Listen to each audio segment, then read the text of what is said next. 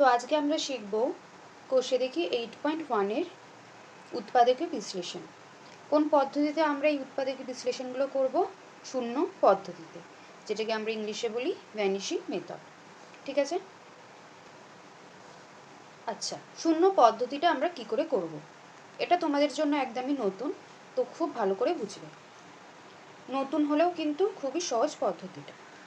যেরকম নাম্বার 1 অঙ্কটা, x³ - 3x + 2, এই সংখ্যামালাটাকে আমরা উৎপাদকে বিশ্লেষণ করব। কোন পদ্ধতিতে? শূন্য পদ্ধতিতে। আচ্ছা, শূন্য পদ্ধতিটা এর নামটা দেখেই বোঝা যাচ্ছে শূন্যের সাথে কিছু রিলেটেবল আছে। তো শূন্য পদ্ধতি মানে আমরা আগে কি বার করে নেব, যে এই যে সংখ্যামালাটা আছে এখানে x এর এমন একটা মান আমাদের বসাতে হবে, যেই মানটা বসানোর ফলে এই পুরো সংখ্যামালাটার মানটা শূন্য হয়ে যাবে। তো কোন মানটা বসালে হবে সেটা আমাদের ক্যালকুলেশন করে দেখতে হবে। তো আমাদের কোনখান থেকে স্টার্ট করতে হবে? আমরা প্রথমে 1 থেকে স্টার্ট করব। যদি দেখি 1 বসিয়ে, মানে x এর মান 1 বসিয়ে যদি এই সংখ্যামালাটা শূন্যে পরিণত না হয়, তাহলে আমরা -1 বসিয়ে দেখব। যদি দেখি -1 বসিয়েও হচ্ছে না, তখন আমরা 2 বসিয়ে দেখব, তারপর -2 বসিয়ে দেখব। এরকমভাবে আমরা বসিয়ে দেখব যে কোন সংখ্যাটা বসানোর ফলে আমাদের এই সংখ্যামালাটা শূন্যে পরিণত হচ্ছে। ঠিক আছে? এইবার এই যে পরের অঙ্কটা, আগে আমরা প্রথম অঙ্কটা করে নিই, তারপর পুরো যখন একটা সংখ্যামালায় প্লাস থাকবে তখন আমরা কিন্তু কখনোই পজিটিভ নাম্বার বসিয়ে চেক করব না, কারণ তখন পজিটিভ নাম্বারটা বসানোর ফলে সেই সংখ্যামালাটা কিছুতেই শূন্য হবে না। ঠিক আছে? তো সেটা সেকেন্ড। তো এবার আমরা রাফে দেখে নেব কোন মানটা বসানোর ফলে এই পুরো সংখ্যামালাটার মান শূন্য হয়। তো প্রথমে আমরা 1 বসিয়ে দেখব। আচ্ছা, আগে আমরা সংখ্যামালাটা আরেকবার লিখে নিই রাফে, x³ - 3x + 2। ঠিক আছে? তো x এর মান আমরা এখানে কি বসাবো? 1 বসাবো। তো x এর মান 1 বসানোর ফলে x³ কত হবে? 1³ - 3 × 1 + 2। 1³ মানে কত হবে? 1 -3 × 1 3 + 2। 1 - 3 কত হবে? -2, আর এখানে আছে +2। তাহলে দেখো -2 + 2 কেটে কত হয়ে গেল? 0। তাহলে আমরা এখানে x এর মান কত পেয়ে গেলাম? 1। আচ্ছা, এখানে দেখো x এর মান 1 পেয়ে যাওয়া মানে আমরা যদি এই 1টা এদিকে নিয়ে চলে আসি তাহলে কি হয়ে যাবে? x - 1 = 0। তাই তো? তাহলে এই জিনিসটাই আমাদের এবার এখানে লিখতে হবে। তাহলে এবার আমরা এখানে কি লিখে নেব? ঠিক সেকেন্ড লাইনটা বাদ দিয়ে আমরা থার্ড লাইনে লিখে নেব একটু ছেড়ে। কি বেরোলো আমাদের? x - 1। x - 1টা আমরা এখানে 3 বার লিখে নেব, একটু ছেড়ে ছেড়ে লিখব। ঠিক আছে? এইবার কি করব? এই যে সংখ্যামালাটা আছে x³ - 3x + 2, এই যে এই x - 1, x - 1 and x - 1, এটা যে 3 বার লিখলাম, এই তিনটে x - 1 থেকে আমাদের এই x³ - 3x + 2 এই সংখ্যামালাটা আনতে হবে। তো দেখো প্রথমে কি আছে? x³ এখানে আছে x - 1। তো এই যে ফার্স্ট যে আমরা চলরাশিটা দেখতে পাচ্ছি x, এই x থেকে আমরা x³ কি করে আনবো? x² গুণ করে x³ চলে আসবে। তাহলে এই x - 1 এর সাথে আমরা x² গুণ করে যেটা হয় সেটা এই সেকেন্ড যে লাইনটা বাদ দিয়ে দিয়েছিলাম সেই লাইনে লিখে নেব। তাহলে x² এর সাথে x - 1 গুণ করলে কি?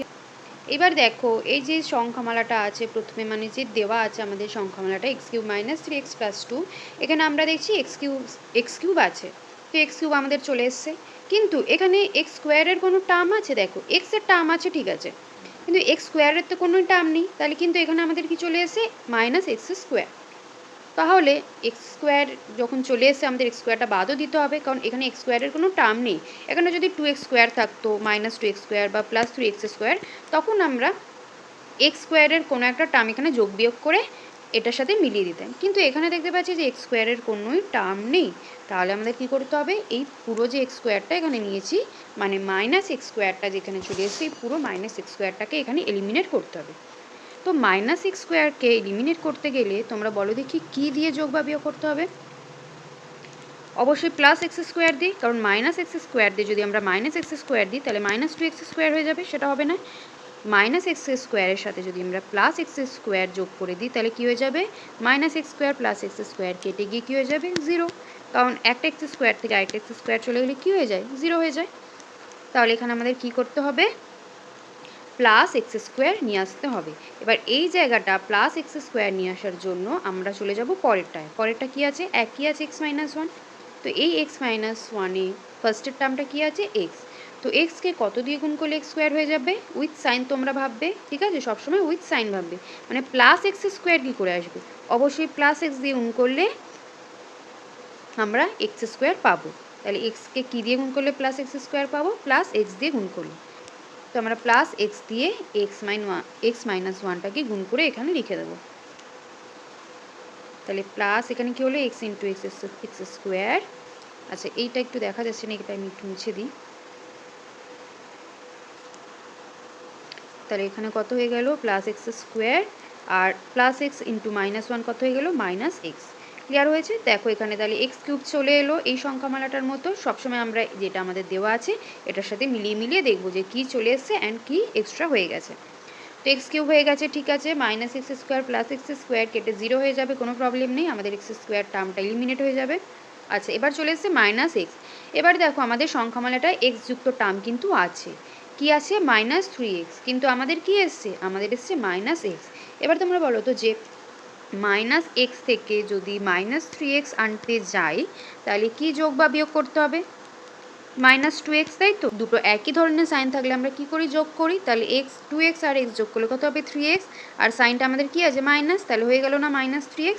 এবার যদি তোমাদের অঙ্কে বুঝতে অসুবিধা হয় যে এই যে মাইনাস 3x কী করে আনবো মাইনাস এক্স থেকে, এইটা বুঝতে বুঝতে যদি তোমাদের টাইম চলে যায়, সেটারও আমি একটা ট্রিক্স তোমাদের বলে দিচ্ছি। সেটা হচ্ছে, ধরো এখানে তো তোমাদের মাইনাস 3x আনতে হবে, কি থেকে? মাইনাস এক্স থেকে। তাহলে কি করবে? যেটা আনতে হবে সেটাকে আমরা লিখবো মাইনাস 3x, সেইটা থেকে বিয়োগ করবে। কোনটা বিয়োগ করব? যেটা আমাদের অলরেডি চলে এসেছে মানে হচ্ছে মাইনাস এক্স। তাহলে এটা করলে কি হয়ে যাবে? Minus 3x। এবার দেখো ব্র্যাকেটের বাইরে, এটা ব্র্যাকেটের মধ্যে আছে তো, তাহলে ব্র্যাকেটের বাইরে আনতে গেলে কি করতে হবে? এই সাইন, যে ব্র্যাকেটের বাইরে যে সাইনটা আছে সেটা দ্বিগুণ করতে হবে। তাহলে এই মাইনাস ইন্টু মাইনাস কত হয়ে যাবে? মাইনাসে মাইনাসে প্লাস এক্স। তাহলে এবার দেখো এখানে মাইনাস আছে, এখানে প্লাস আছে। তাহলে দুটো ডিফারেন্ট সাইন থাকলে আমরা সবসময় কী করি? বিয়োগ করি। তাহলে 3টা এক্স থেকে একটা এক্স গেলে কত হয়? 2টো এক্স। কিন্তু এখানে সাইন কোনটার বড় আছে? মাইনাস 3x, তার মানে 3x এর সাইন বড় আছে। এটা একদমই ছোটোবেলার জিনিস, তাও তোমাদের আমি একবার রিপিট করে দিলাম। তাহলে এটার সাথে কি আমাদের যোগ বা বিয়োগ করতে হবে? মাইনাস 2x, ঠিক আছে। মাইনাস 2xটা যখন আমরা বলেই দিচ্ছি তখন আমরা এখানে বলতেই পারি যে এটা যোগ করতে হবে, তাই তো? শুধু যদি আমরা 2x বলতাম তাহলে আমরা বলতে পারতাম যে 2x বিয়োগ করতে হবে। তাহলে এখানে কি লিখবো? মাইনাস 2x, মাইনাস 2x লিখবো না, আগে দেখবো যে এই যে টার্মটা আমাদের যে লাস্ট টার্মটা সেটার সাথে কত গুণ করলে মাইনাস 2x আসে। মানে এই যে এক্স মাইনাস ওয়ান আছে, ফার্স্ট টার্মটা আছে এক্সের সাথে কত গুণ করলে মাইনাস 2x আসবে? শুধু 2x নয় কিন্তু, মাইনাস 2x। কী গুণ করতে হবে? মাইনাস 2, তাই তো? দেখো মাইনাস 2 ইন্টু এক্স গুণ করলে কত হয়? মাইনাস 2। তাহলে মাইনাস 2 ইন্টু এক্স হয়ে গেল minus 2x, and minus 2 into minus 1 কত হয়ে যাবে? সবসময় কিন্তু সাইনটা খুব মাথায় রেখে তোমরা অঙ্ক করবে। এখানে তোমরা মাইনাস 2 আর 1 করে দিলে মাইনাস 2, তাহলে কিন্তু তোমাদের অঙ্কটা ভুল হয়ে গেল। কারণ দেখো এখানে কিন্তু 2 এর আগে মাইনাস আছে, আবার 1 এর আগেও তো মাইনাস আছে। তাহলে মাইনাসে মাইনাসে কী হয়ে যাবে? এই মাইনাস আর এই মাইনাস মিলিয়ে প্লাস হয়ে যাবে। তাহলে মাইনাসে মাইনাসে প্লাস, আর 2 একে 2। তাহলে এটা হয়ে গেল আমাদের। দেখো এই যে সংখ্যামালাটা এলো সেকেন্ডে, যেটা এলো সেটার সঙ্গে আমাদের যে দেওয়া আছে যে সংখ্যামালাটা সেটা পুরো মিলে গেল। আমরা আবার রিচেক করে নিই। এক্স কিউব আছে, minus x square plus X square কেটে গেল, মাইনাস এক্স মাইনাস 2x হয়ে গেল মাইনাস 3x, আর প্লাস 2, তাহলে পুরোপুরি মিলে গেল। তাহলে এবার এইখান থেকে এই যে এই টার্মটা যেটা এসছে সেটাই আমাদের আসল অঙ্কে কাজে লাগবে। এবার এখান থেকে এটা আমরা পরের পেজে একবার লিখে নেব। তাহলে এটা কি হয়ে গেল? এইবার দেখো এক্স মাইনাস ওয়ান এখানে আছে, এখানেও এক্স মাইনাস ওয়ান আছে, এখানেও এক্স মাইনাস ওয়ান আছে, তিনটে জায়গাতেই এক্স মাইনাস ওয়ান আছে। তাহলে আমরা কি করে নেব? এক্স মাইনাস ওয়ান কমন নিয়ে নেব। এক্স মাইনাস ওয়ান যদি কমন নিয়ে নিই তাহলে এখানে কী পড়ে থাকলো? X square. এখানে পড়ে থাকলো প্লাস এক্স, অ্যান্ড এখানে পড়ে থাকলো মাইনাস 2। এবার আমাদের এই টার্মটা চলে এলো। এবার যদি এখানে মিডল টার্ম করা যায় তো আমরা মিডল টার্ম করব। এখানে দেখো 2 1 2, অ্যান্ড 2 থেকে 1 মাইনাস গেলে 1 হয়, তাই তো? তাহলে এটা আমাদের মিলে যাবে। তাহলে 2 into minus 1 minus 2, and 2 minus 1 1, তাহলে এটা মিডল টার্ম করা যাবে। তাহলে এক্স মাইনাস 1 মিডল টার্ম তোমরা সবাই এইটা শিখেছিল, আশা করি মনে আছে।